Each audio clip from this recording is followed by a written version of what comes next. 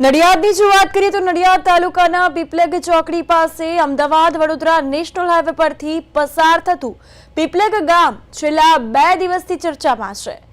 NHAI દ્વારા પીપલગ ચોકડી પાસે મેટલ બીમ ક્રેશ બેરિયર લગાવવાની કામગીરી શરૂ કરવામાં આવી છે।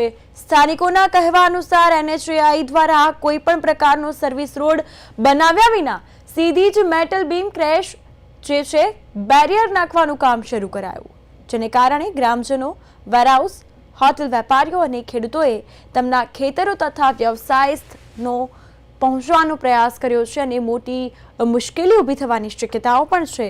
આને લઈને પીપલગ ગામના લોકોએ સ્થળ પર એકઠા થઈ NHAI હાય હાયના નારા લગાવ્યા અને વિરોધ પ્રદર્શન નોંધાવ્યું છે।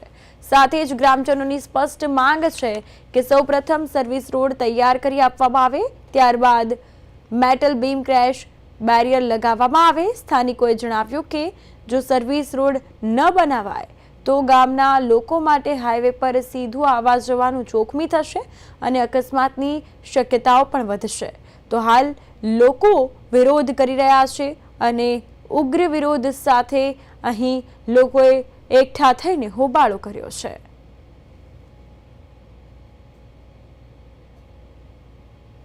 અમારો આ રસ્તો બ્લોક થઈ ગયો છે। આ લોકોએ ડાયરેક્ટ સીધું વગર નોટિસે કે કશું ગયા વગર જ આ રીતે બેરિકેડ મારે છે, તો અમારે ખેડૂત લોકોને અહીં પાછળ જવામાં ને એ બધો પ્રોબ્લેમ થાય। હવે રસ્તો ના હોય તો અમારે ટ્રેક્ટર કે લઈને જવાનું ક્યાંથી?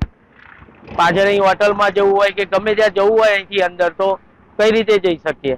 તો અમે એની માટે આનો વિરોધ કરીએ છીએ। આ લોકોને ના પાડીએ છીએ કે ભાઈ અત્યારે અમારું રસ્તા માટેનો ખુલ્લો રાખો, પણ કોઈ સાંભળવા તૈયાર નથી અને કોઈ મોટો અધિકારી અહીંયા આગળ છે નહીં જેની જોડે રજૂઆત કરીએ।